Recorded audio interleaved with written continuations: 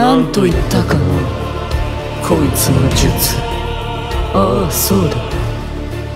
螺旋丸。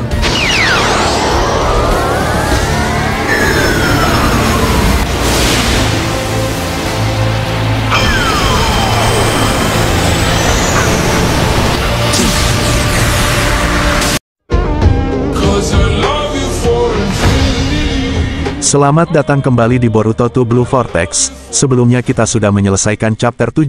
Kini kita akan melanjutkan di chapter 8. Sebelum kita lanjut jangan lupa like dan subscribe. Terlihat Kawaki sedang bersama Eida, Daemon dan juga Delta. Tunggu apa lagi? Cepat lacak mereka dan ikuti jejak Mitsuki. Boruto sialan itu akan berakhir melarikan diri dari kita, ucap Kawaki meminta Eida segera melacaknya. Tolong tunggu sebentar lagi, jawab Eida. Hei Kawaki, kenapa sikapmu agresif begitu kepada Eida-chan? Lirik Delta dengan wajah seakan tidak suka melihat sikap Kawaki. Aku tak peduli dengan apa yang kau pikirkan, marah saja sendiri, Kawaki melirik Delta. Tangkap dia, pergilah ke selatan sejauh beberapa puluh kilometer, ucap Eida setelah bisa melacaknya. Kita tidak akan membiarkan dia kabur, ayo pergi Delta, teriak Kawaki dan melesat pergi.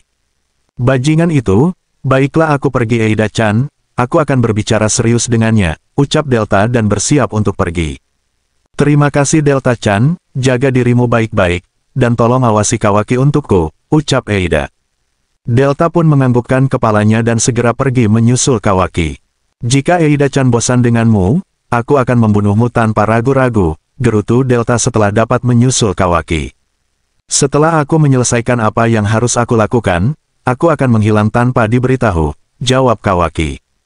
Kembali ke Boruto yang masih terhubung dan berbicara dengan Shikamaru. Pohon ilahi menguras semua kehidupan di planet ini kan? Apa itu berarti planet ini sudah berada di ujung tanduk? Tanya Shikamaru. Belum sampai sejauh itu, tapi jika Kawaki atau aku dimakan, itu akan berubah menjadi pohon ilahi yang sempurna, dan akan menghasilkan buah cakra, saat itulah dunia ini mati, jawab Boruto. Berbicara tentang pohon ilahi, Moegi Kazamatsuri dari tim 10 termakan oleh salah satu dari cakar-cakar itu, dan berubah menjadi pohon. Fenomena serupa terjadi pada orang lain, baik pria maupun wanita. Apa yang sebenarnya terjadi? Tanya Shikamaru lagi. Itu memanfaatkan cakra mereka, tapi tujuan pastinya masih belum diketahui. Itu sebabnya mereka masih hidup, Boruto menjelaskan. Seberapa banyak yang kau tahu Boruto? Shikamaru penasaran. Tiba-tiba ada panggilan dari tim pendeteksi. Tuan Hokage ke-8, ada transmisi masuk dari Kawaki, haruskah aku menghubungkan ke Anda? Tunggu dulu, jawab Shikamaru. Ino, aku dapat transmisi dari sensorik lain, apa ada kemungkinan kalau pembicaraan kita akan terdengar? Tanya Shikamaru. Setiap transmisi independen dan terpisah, jangan khawatir dalam hal ini hanya kau yang dapat mendengar kedua belah pihak, jawab Ino. Kemudian Shikamaru berbicara pada unit sensorik. Baiklah, sambungkan padaku, Kawaki ini Shikamaru, ada apa? Eida sudah menemukan lokasi Boruto, tak terlalu jauh ke arah selatan desa, aku sedang dalam perjalanan ke sana, jawab Kawaki. Kawasan hutan di sebelah selatan. Apa yang dilakukan Boruto di tempat seperti itu? Gerutu Shikamaru dalam hatinya. Delta melakukan serangan mendadak dari atas, kemudian setelah itu aku menghajarnya dari belakang, ucap Kawaki. Tenanglah Kawaki, jangan terburu-buru, Boruto sekarang sudah cukup terampil, tunggu sampai bantuan datang, instruksi Shikamaru. Aku tidak punya waktu untuk berbicara, aku tidak akan biarkan dia kabur, ucap Kawaki dan terus bergegas menuju tempat Boruto berada. Sampai jumpa lagi Tuan ke-8, aku akan menghubungimu lagi, ucap Boruto dan langsung menggunakan jutsunya, dia pun menghilang dari tempat itu. Kawaki dan Delta menghentikan perjalanannya. Ada apa Kawaki? Tanya Delta.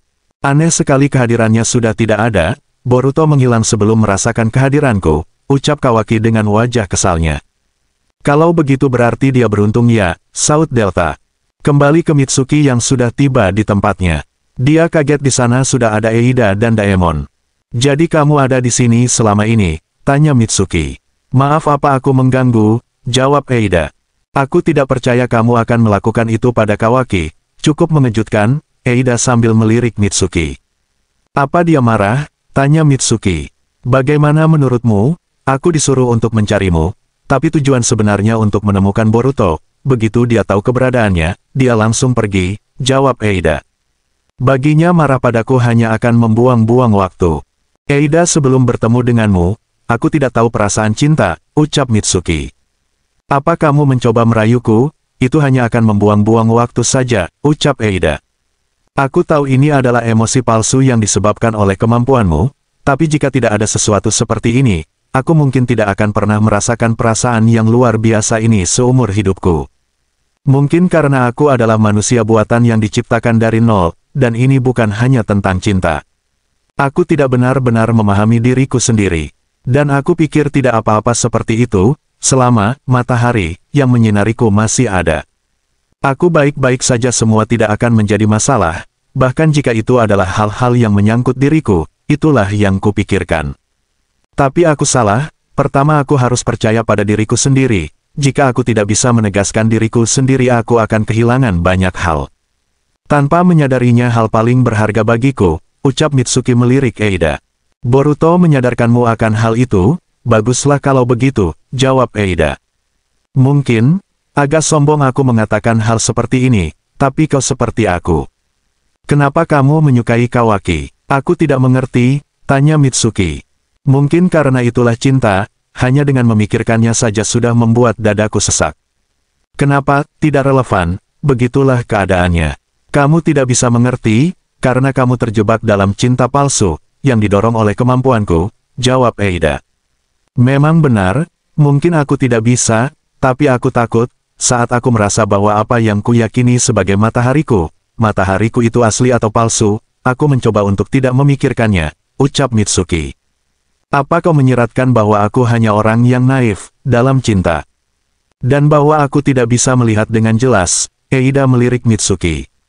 Maaf, aku tidak bermaksud mengatakan hal itu, tapi kurasa aku terlalu lancang, jawab Mitsuki.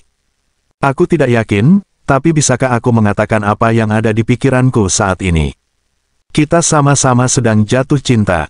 Ini menjadi sangat emosional, ucap Eida. Yah, tidak terlalu penting, tapi itu bagus, gerutu Mitsuki. Aku ingin ngobrol dengan Boruto langsung, Eida menatap jauh membayangkan. Di tempat lain Jura dan Hidari, mereka sudah tidak sabar lagi untuk memburu Sarada dan Naruto.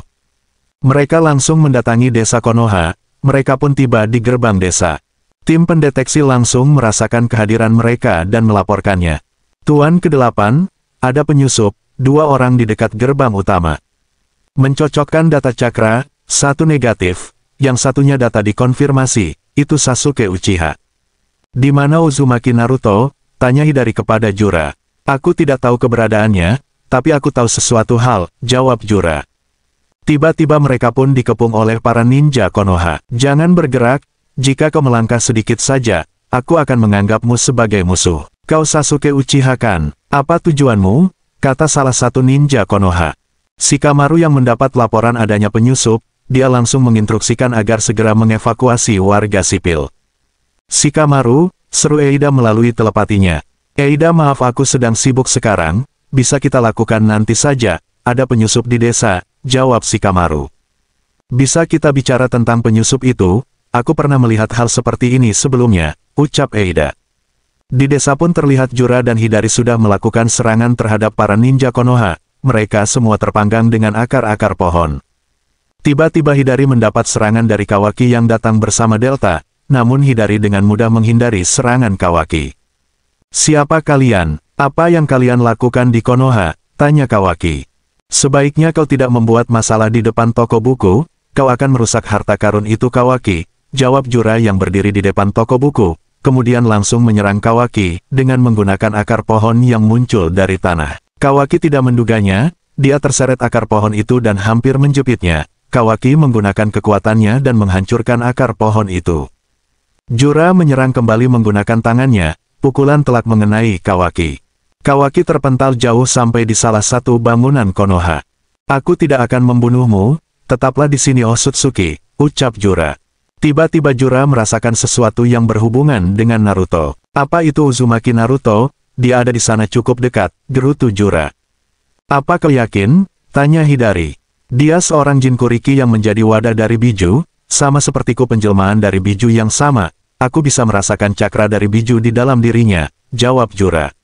Shikade Inojin Chocho dan Himawari datang dan berdiri di depan mereka. Siapa itu? Naruto Uzumaki ada di sini, tanya Hidari kepada Jura. Aneh, tubuhnya, gerutu Jura sambil menatap tajam ke arah Himawari. Chapter 8 pun selesai, nantikan kelanjutannya di chapter 9. Terima kasih sudah menonton.